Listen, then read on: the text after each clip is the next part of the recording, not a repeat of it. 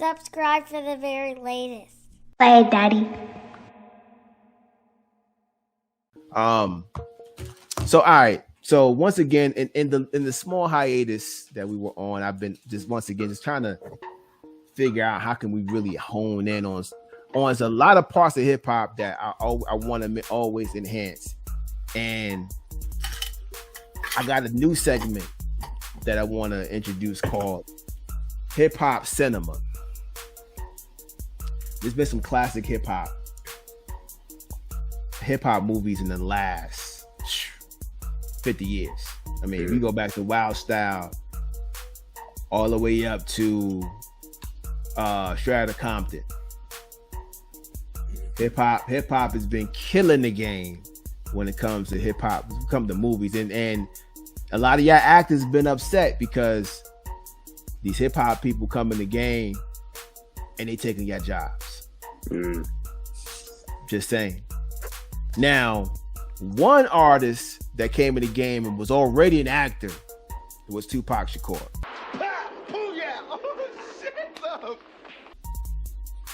I think his birthday is this month. If it has already passed, it's not. I think it's the 23rd, right? I'm not sure. Always RIP to the legend, the Mount Rushmore of hip hop, Tupac Shakur. And Tupac was killing hip hop, and the acting, he was killing hip hop. I mean, killing the acting game as well. And it's one particular movie I want to talk about, and that's Juice. You damn right. You gotta be ready to go down, stand up, and die for that shit like Blizzard did. If you want some juice. Classic Juice. I want to know what's the first. Give me your thoughts about Juice, and you know what do you? Any memories? Like talk to me about you. I want Walt to start off though, because he, you know. First thing that comes to mind when I think about Juice, yeah, you know, probably the ending. Come on, Q, don't let me go. I got you, Bishop, man. Come on.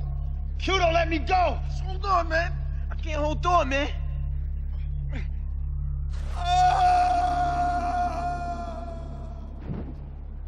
Bishop!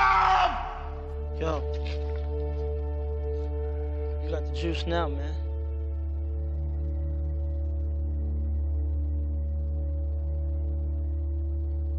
You know, he says, "You got the juice now." That's probably the main thing that rings.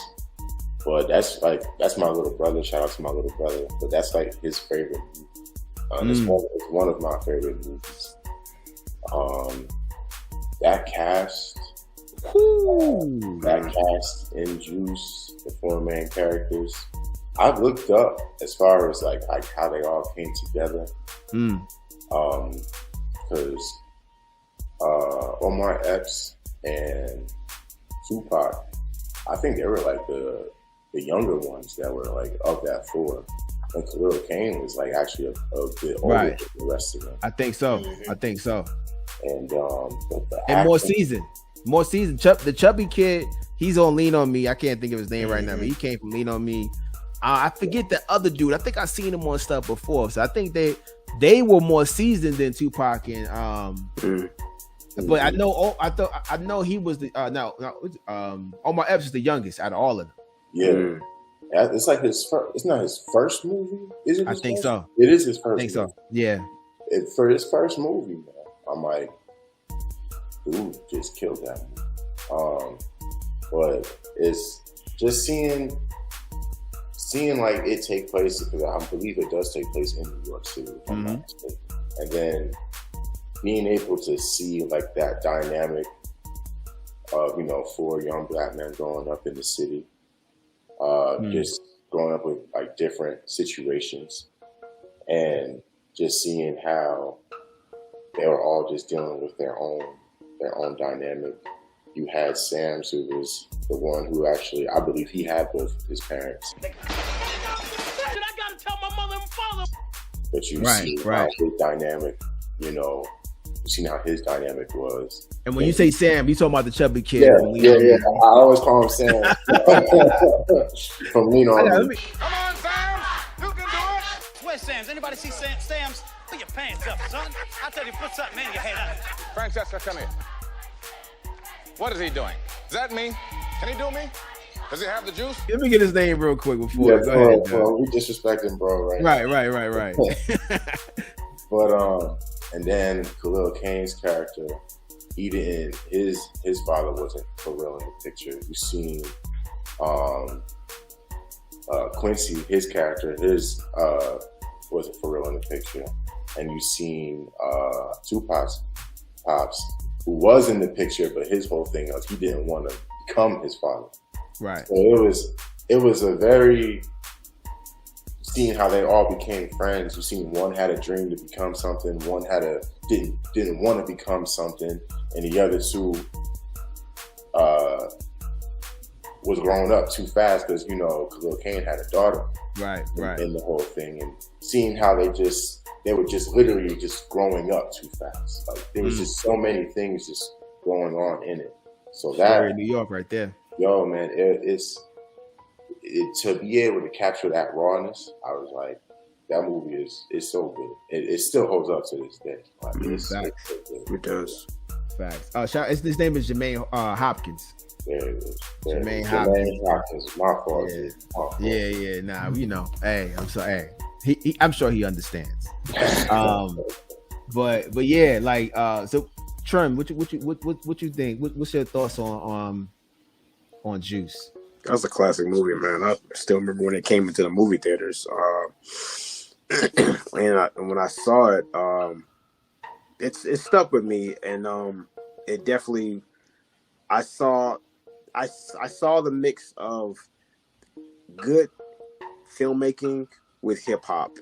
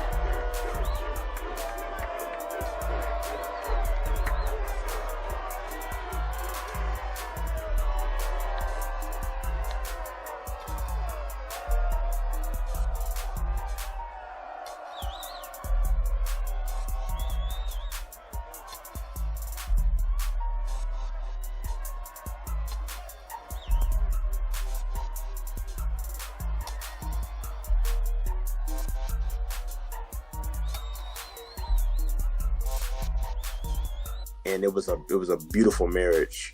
I saw how they were able to tell a great story infused with hip hop, and that's like it's like Walt said, it's a classic movie that holds up to this day. Chuck, what you think? Juice? I mean, one of the dopest casts. I mean, you got Tretch in there, you got Queen Latifah in there, you got you got Red Alert. It's so many people that sprinkled in there that held the flag for hip hop. Like, what's your thoughts about it? I mean, it's, kind of echoing the sentiment of it being a classic. Outside of being from the South, it really gave us a great picture of the inner city of New York, right? Like, walking around the block, having these encounters with other people, like that was like, oh, this is what New York is really. That kind of gave us that vibe, that aura that you normally hear in records, through actual visual medium, such as a movie. It's always been, and it's actually been coming up as of late, like especially with on Clint's favorite podcast that he doesn't watch, But with what's the guy's name? Michael J. White. nameless.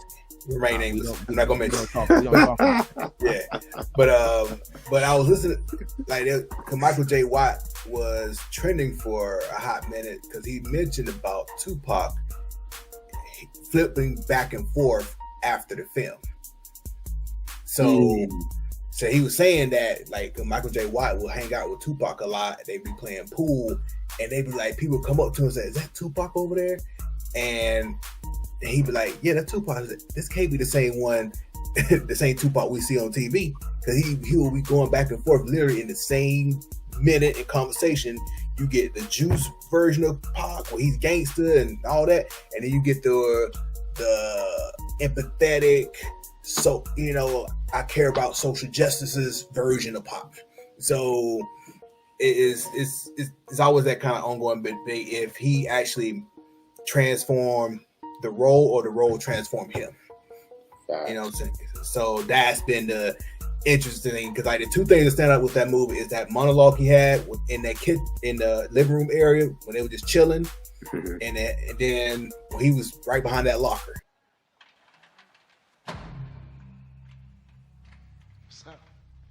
When Omar Epps, he was right there, like that tension, like everybody was like, "Oh snap!"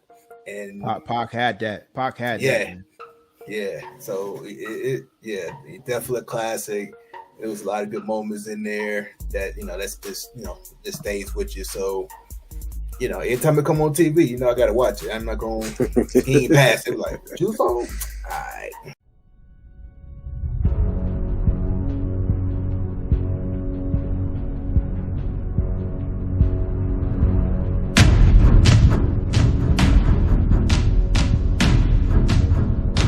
Play, Daddy.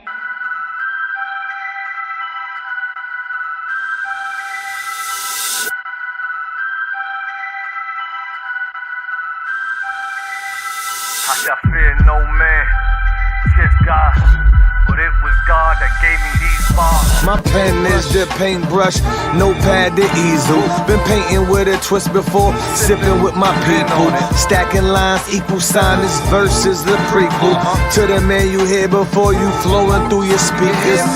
Hempstead Nights, silky slim with the pearly whites. Earned a rep being smooth with the ladies. Plus could fight, kept the knife in his inside coat pocket. 22 strap on his ankle as another option. Protege of Chocolate Tay and OG from around the way. Used to run numbers and push yay. No Yeezy.